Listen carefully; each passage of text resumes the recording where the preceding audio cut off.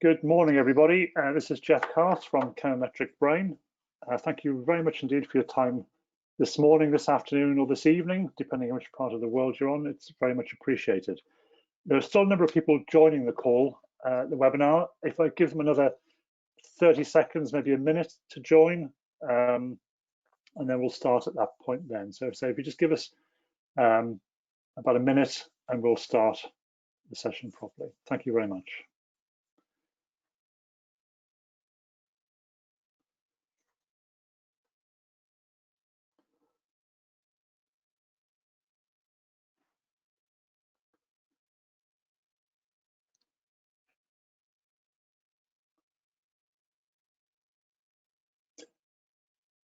Just for people who are in the process of joining, we'll be starting the session in about 30 seconds. There's still people joining the call, the webinar at the moment.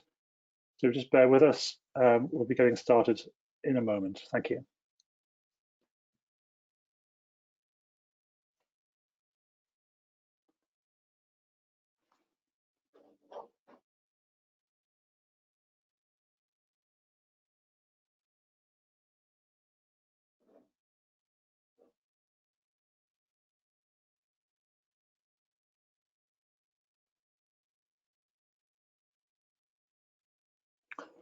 Right, let's get started. There's still people joining, but I think we need to press on. Welcome to the introduction to Chemometric Brain. Thank you very much. Good morning, good afternoon, and good evening. We've got attendees of a particularly international audience for this webinar. People from the US and Canada, from India, from Czech Republic, Russia, Colombia, Spain, Portugal, France, amongst others. So a very diverse audience. We really appreciate you taking time in your mornings or your evenings, or obviously during the workday as well. My name is Geoff Carrasco. I'm the Chief Growth Officer for Chemometric Brain. I fairly recently joined, background in technology companies like Oracle and IBM. The main presenter this afternoon is going to be Dr. Beatriz Carrasco. Beatriz is she's responsible for the development of what you're going to be seeing. She's got a PhD in physical chemistry from the Murcia University in Spain, and an honorary PhD in chemistry, widely published in physical chemistry, but more precisely in near-infrared technology. She joined BlendHub, which was the precursor to, or the organization that started Chemometric Brain 14 years ago, and ran the quality control team there. During that time, she developed Chemometric Brain on sort of 10 years, very significant experience in near-infrared technology, particularly around its application to powders and blends, although the application's broader than that. Chemometric Brain was set up as a separate company as a spin-out from BlendHub earlier this year, and Beatriz was appointed the Chief Technology Officer. She's still publishing on near-infrared technology and its application, and regularly presents at near-infrared conferences and often presents at those conferences. So just a couple of key points before we get started. It's going to take about 30 minutes, 35 minutes. It will be an overview. There's a lot more to it than we can share with you today. There is a chat function on the webinar towards the bottom. You should be able to see that. There will be a time for questions at the end, so please do ask questions, and I'll summarize at the end, and we can explore those questions, those topics. If you want more information, we're happy to follow up afterwards. You're very welcome to do that. So at that point, let's get started. So what we're covering today is just an overview of Chemometric Brain and what problems does it solve. What's its purpose? What is it aiming to achieve? And what's different about it? What's unique? Beatriz is going to explore a whole series of use cases, how it's applied in different contexts. Then I'll be summarizing, and then there's time for questions after that. So if you want to move on, Beatriz, the next slide. So over to you, Beatriz. I'll hand over to Beatriz, and she'll be doing most of the presentation. So thank you, Beatriz. Thanks, Geoff, for your introduction, and thank you so much to all of you for attending this webinar. For me, it's a pleasure to be here and share with you my work and experience implementing, working, and developing near-infrared technology in a powder ingredient company since 2008. The road has not been easy, but our objective now is that anybody can do it without all difficulties that we found. So, for a start, what is Chemometric Brain? Chemometric Brain was born as a solution in a food powder company for using near-infrared or NIR technology when the NIR manufacturers cannot provide a global solution for a specific sector. As most of you know, NIR has been used for many years in a quantitative approach, getting physical and chemical parameters in specific sectors, but it has not been used in an extensive way as a qualitative approach. In many industries, such as powder-based ingredient and blended products, it's not possible to get a software that can be used for anybody to ensure the product quality based on near-infrared technology. Companies need to get over many challenges, and in most of the cases, they are not able to do it. So, Chemometric Brain is here to cover a need in order to use NIR in a powder-based industry and offering a complete solution to democratize the use of this powerful technique. Usually, the companies need a quick method to accept or reject a raw material or a final product. Being able to detect any adulteration in the raw materials. They need an easy method to approve new raw materials and ensure the final product independently where it is manufactured. With Chemometric Brain, we can deliver to the food industry a tool in order to establish and guarantee that the recipes are replicable in anywhere. And with this tool, we are offering a platform where the different stakeholders in the supply chain are connected and they can develop agreements about quality. Also, it makes possible a new layer ensuring traceability and food security. And finally, you can have a global, a consolidated vision of all your NIR spectra from different locations and different devices.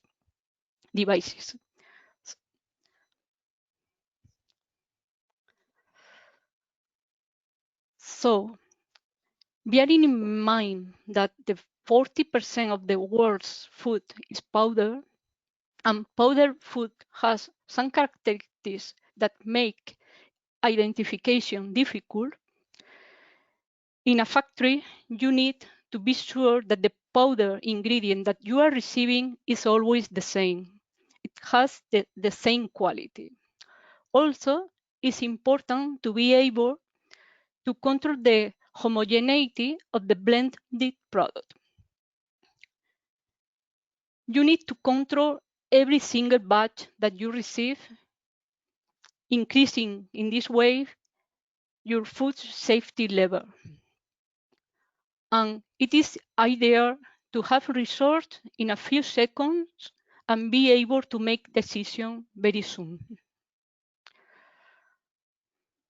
Furthermore, most of the functional tests that you can apply to carrageenan, pectin, dairy products, and so on, depend on the technician who carry out them.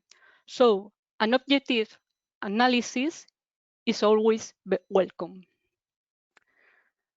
And finally, if you have to think about being able to replicate a quality control method in different countries, with different culture, with different people, all these factors can cause serious problems.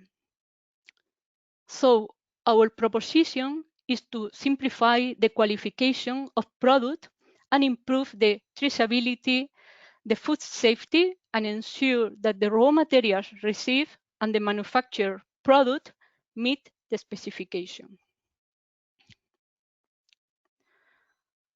So basically, the software can get all the spectra from different devices and upload them to the Chemometric Brain cloud. At the end, we are studying the interaction of the light and the matter. So we have values of absorbances in different wavelengths that create the fingerprint of the product based on their chemical composition and the chemical bonds that it has. Finally, we need to transform this information into knowledge. That means with all the sample that we have, the good sample, we can build mathematical models and define a confident area around them. In that way, the software checks that the new samples are inside the confident area and also that certain parameters are met. If everything agrees, the new sample is given as accepted, and you have the green flag. But in other case, if any of these parameters don't fit to the model, the samples are going to be rejected, and you have a red flag, as you can see in the slide.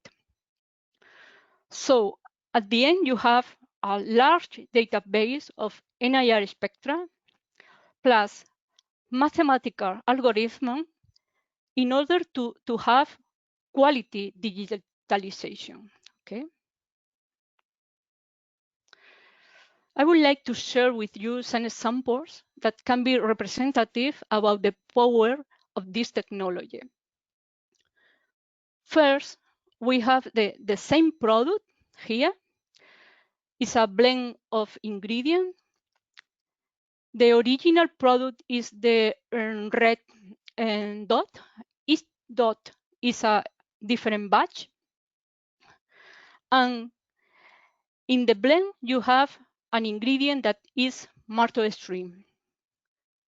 The manufacturer decide to change this maltodextrin and use maltodextrin with the same specification, the same dextrose equivalent, but from a different supplier. The original product is in the red confident area. And when the manufacturer produce the new batches with the new maltodextrin, and they obtain the green dot that are the new batches with a new maltodextrin. So the product has the same composition, but NIR can detect that some change has happened. Is this change crucial for the product? Maybe not, or maybe yes. The product can have a different behavior in the customer application, or is the same. But at the end, the customers who buy this product use,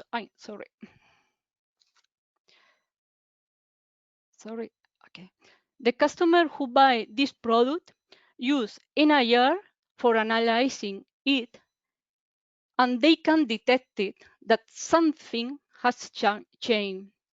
And you can try or talk to the supplier about the change or about what is happening.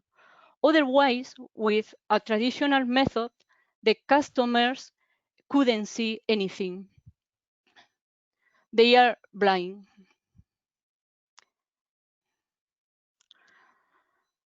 The following example is a food fraud case, and in which we have a milk protein concentrate, 85% of protein content, and we have built the confidence area around the good samples. When the product is adulterated with sweet whey powder, a product having the same origin that the original one, we find that with just a 1% of sweet whey powder, the Crocer sample, and the adulteration can be detected. The further the sample lies, the higher level of adulteration. Of course, if we increase the adulteration, such as 2%, 5%, 10%, the samples are much further from the confidence area that are when the percentage of adulteration increase.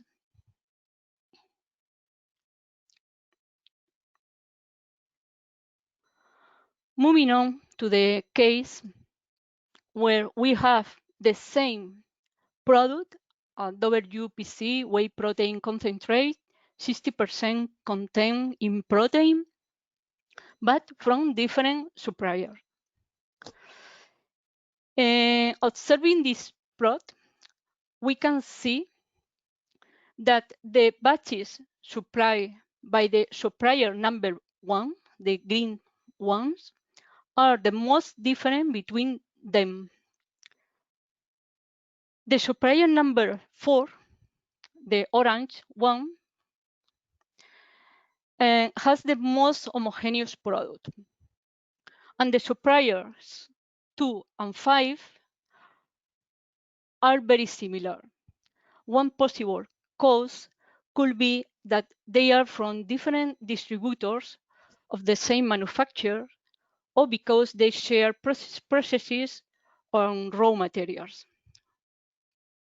All this kind of information cannot be extracted if the buyer does a protein content analysis that is typically done in the industry.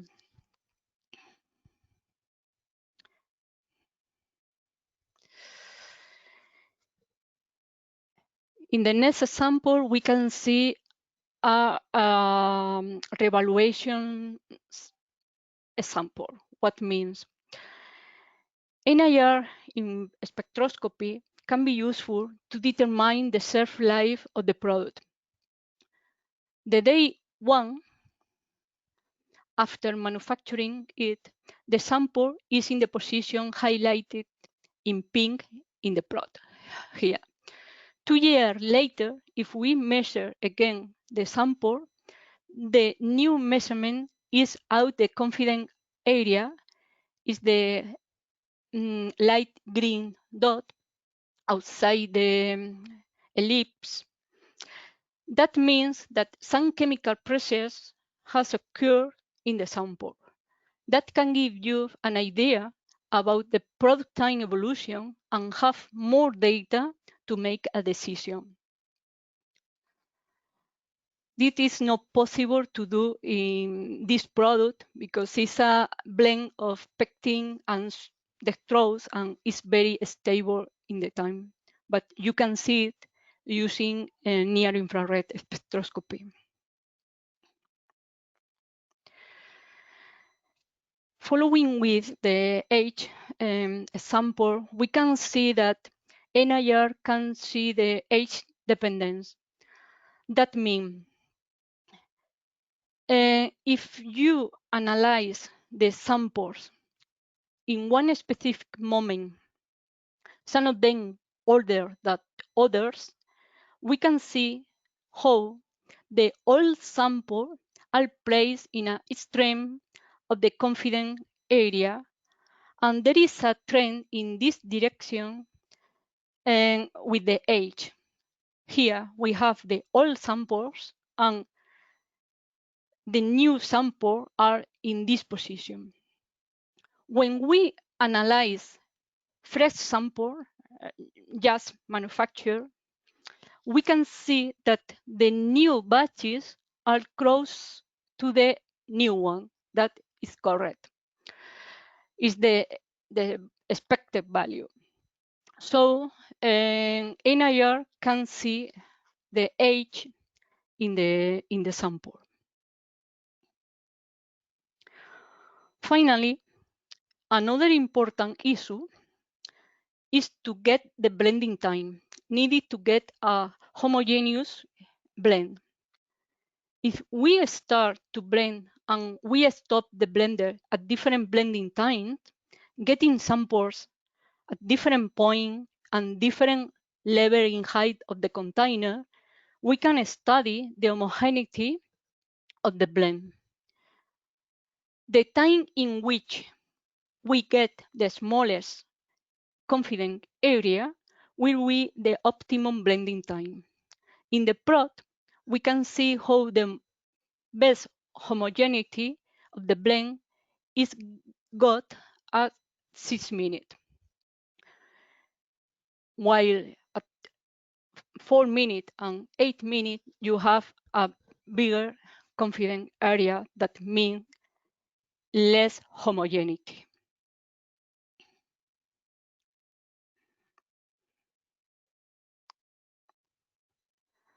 Now, I hand over to Geoff the presentation in order to summarize the webinar, and later we can answer your question. Thank you so much. Thank you, Beatriz. Thank you very much indeed. These are just a few examples that Beatriz has shared. There are many other examples of how this type of analytics can be used. By the way, if there are any questions, please put them into the chat window. There's a couple already, but if you've got any more, please do add them. So really, just to explore this a little bit further, this is about a new standard of food safety, of traceability, of analysis, and already we're seeing this with suppliers working with their customers and vice versa, and sharing the data so that a Spectra can be shared from one step to the next in the manufacturing process to provide more transparency. We're looking for traceability to be a systemic process, which at the moment it perhaps isn't as robust as it could be. Beatriz and the guys have spent a lot of time developing the capability to take data from many different manufacturers' machines and put them into a single cloud, which has been calibrated so you can compare them around the world. So if you're a big organization having a consistent approach to global standards, this is probably the first time this has been achievable realistically. We've built hundreds of libraries for products that BlendHub has either acquired or sent to customers. So we have a very good base for organizations to start where pre-built libraries exist, so you can start very, very quickly. This doesn't take long to implement at all. It's really more agreeing the products that you want to look at and and some training for the people who are using the software. But it's all in the cloud. It's really quite straightforward. At the moment, we've talked mostly about powders. We're moving on to liquids, to gels, and to solids. I don't think, Beatriz, there's any reason why, given the huge amount of experience you've got, there's any issues associated with that. So we see this as a very expansive way of working across the whole of the food sector. So that was really the summary. It's cost effective. It's very quick process with handheld scanners, and you get the results back very, very quickly. So and the cost of the scanning devices is coming down to make it more sort of, the democratization of this is very important to us. So at that, I want to move on to Q&A, if that's all right. Do we move on to the next slide there? Yes. So there's a few questions that have come up already, so which I'll explore with you. So there's a question here about, you mentioned earlier about qualitative and quantitative techniques. Can you just explain a bit more the difference between the two? Yes, yes. And thank you, Geoff. Yes, most of the history NIR have been used in a quantitative way. That means obtaining protein, moisture, carbohydrate, different physical chemical properties. And for this analysis, you are using only a small range of the spectra. So in a qualitative way, you use most of the spectra. That means you are verifying that all the composition is the same, and also is useful because in some products you don't have a specific parameter that you can apply to them. For example, for guargan or for dextrose or sugar, or what do you measure? So when you add the total spectra and you do the mathematical model in order to check if the new sample is the same that you have received before and you have no problem. So you can be sure that the new batch that you are receiving is totally right and meet the specification of meet. It's very similar to those batches that you have received previously.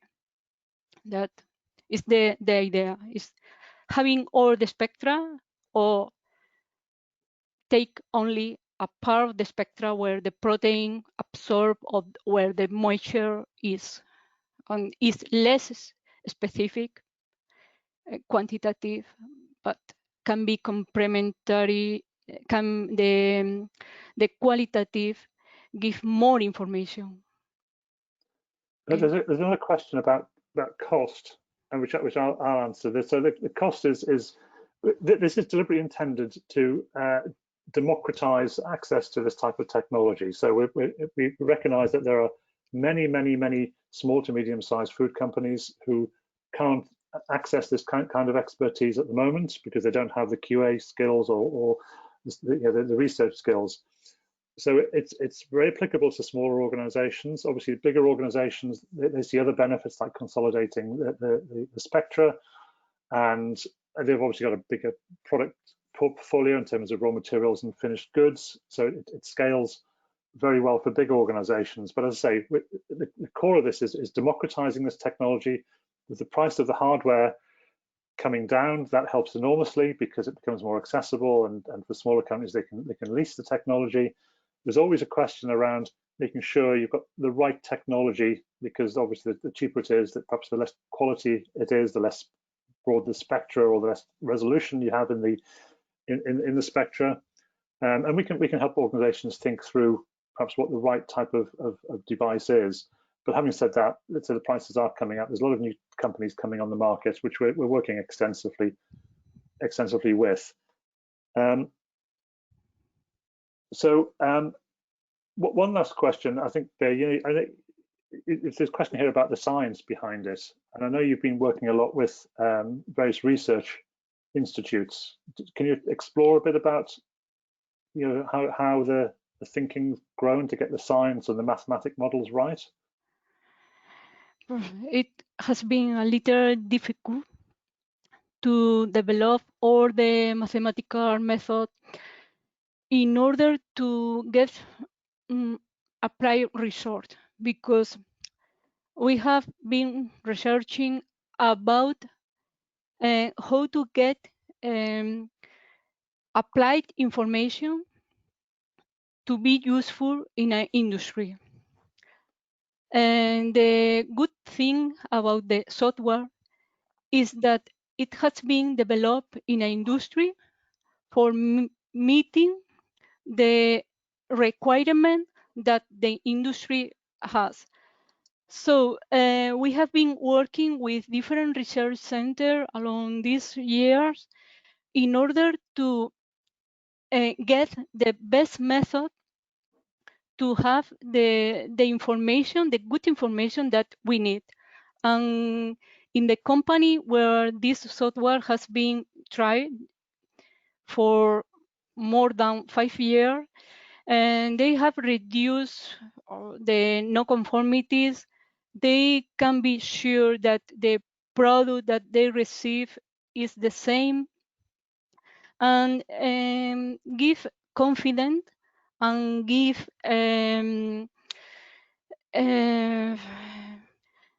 totally a good result in order that quality department can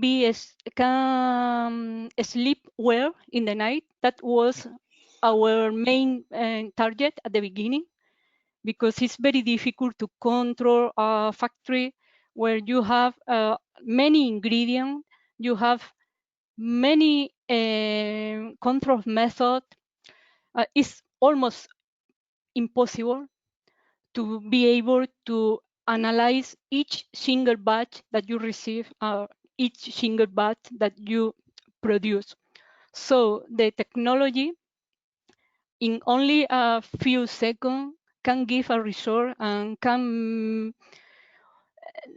do that anybody make a decision in a short time. So you can reduce your cost about the warehouse time that you need. You can reduce the cost in external analysis. And the best for me is that you can feel safe and confident about the qualification of the products that you receive and you produce. That is, for me, is the best. I've got a couple of questions, Yes. Beatriz. So with our approach, are we able to detect adulteration due to Sudan and other illegal dyes, peanuts and cumin, and high lead content in spices? Yes, is the technique. NIR spectroscopy is the technique that has been using in order to detect contamination in species. Now is a very trend issue in Europe. And I know that there are many research centers that are studying about the contamination. Is the way to do it. I'm sure. I know that NIR can use for this. Yes. Okay. There's another question here, which is a very interesting question around ensuring the security and IP around the information and how this information is not shared, because it's obviously quite commercially sensitive.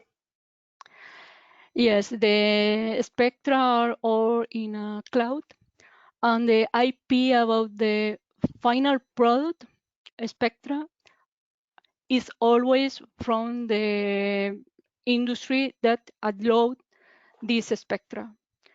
So we have only the IP about raw materials, because we need this information in order to get most robust libraries to share. Because for a company, for example, if they are buying vitamin C, for example, it's difficult to have enough numbers of samples to get a robust model.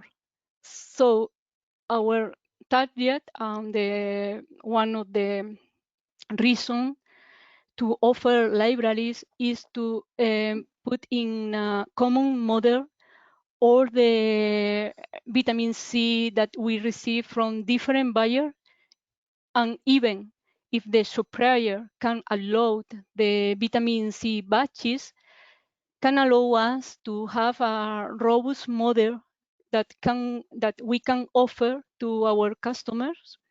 Mm-hmm. But the final product is only a property of the company that manufacture the product. And the database have all the security and ISO that must meet. No? Yes. There's another question here, Beatrice. It says, if you have no experience with NIR technology, can anyone adapt this, and how long will it take to adopt or to implement? That is the funny question, because now with this software and the libraries, the companies can adopt this technology and have results from the first day. We have some customers without any experience in NIR technology, and we have done the software in a very easy and friendly way. You don't need to know about chemometrics or about how to change this parameter in order to get the best result. No, you only have to analyze the sample and you have the result, even with if you don't have any experience. And you can start to get result since the first day. So it's I have tried that all the experience that I have spent as user in a company where there is no a solution, and I have tried to solve with this software and to do easy the implementation of the technique, because it's a very powerful technique. At the beginning, when we bought the first equipment, we didn't know all the things, all the result that we can obtain with this technology. And I always say that you can pay off the equipment in very short time. But there's another question here which kind of gets to the core of what we're doing here, which is how do you ensure that products or raw materials are certified, meaning how to avoid that the analysis is done with one type of ingredient and the product itself uses another. So this is about substitution, I think, of raw materials. But about two different raw materials, or So the it same says, raw how do we, material from different supplier, or? well, I think my reading of the question here is how do we certify a product or a raw material, and that's obviously through the fingerprint and Okay. and checking with the library. But how do we avoid? Yeah. At the beginning, you have to have good samples, and these good samples you need to verify that they are good using other methods. Okay. And later you can compare new samples with the library, and you can be sure that if the new samples are inside the confident area, and you are not going to have any problem. But of course, at the beginning, with a new raw material or a new product that we don't have in the libraries, and you have to start to build the libraries, and only can be sure and doing specific tests to ensure that the sample that you are including in your library are good. And I think there's a second part to this question, which is how to avoid analysis that's done with one type of ingredient and the product itself uses another. I think there's a slightly different answer to this one, which is certainly in BlendHub, every raw ingredient and every batch of every raw ingredient is sampled, and then every batch of every product is sampled as well. Yes. Yeah. And even you can analyze different sample or the sample that you want according to your sampling plan. Because it takes a few seconds, and you can be sure about the homogeneity of the product that you are receiving. And if any substitution happen in the product, or your supplier change the process or change an ingredient, you can see it very easy. We had the experience with one dairy product that the sample was rejected, and we talked to the supplier about this sample, and the supplier told us that they have changed the temperature in the dryer tower 2 degrees. So any change in the process of your supplier, you can detect it. So it's a wonderful technique for that. And I think one last question is can you explain better the traceability flow and controls in all end-to-end manufacturing process? The traceability about, because you can first, you can trace your raw materials because you can make different models depending of the supplier, okay? You can, at the end, you are going upstream and downstream of your food chain, and you can start from the seed in the field, when you have the harvest, and finish in the final product that you have. So adding a new layer, we are trying to ensure each manufacturer that the product is really the product that his supplier should supply them. So it's like another layer in the food and in like blockchain, no? That you can add in the food chain, in the global food chain, in order to be sure where the product comes from. Yeah, in the custody chain of the different steps in the manufacturing process. I mean, I know that certainly BlendHub has built a whole series of Chemometric Brain processors into the input, process, and output activities. So it's integrated into the day-to-day activities at a great level of detail. I'm just conscious of time. I said we've got 35 or so minutes, which we're getting towards the end now. Hopefully that's been of interest to everybody. You know, we've got great plans for how we're going to grow this and apply it in different contexts, and potentially use it within a blockchain context, for example. And there's a much broader agenda we have, but that's a bit further out. At the moment, we're very much focused on getting people to look at this and adopt this within their organizations and with their suppliers. So suppliers develop libraries that they can then share with their customers, and that increases the traceability. It's a very easy technique to use and adopt. We've kind of simplified a lot of complexity behind the scenes to make it much more available, through a sort of democratic use process. So with that, if you've got any questions, our details are on the screen. Please do reach out to us. We do these webinars about every 2 weeks. The next one is on the 11th of June, I think, at the same time.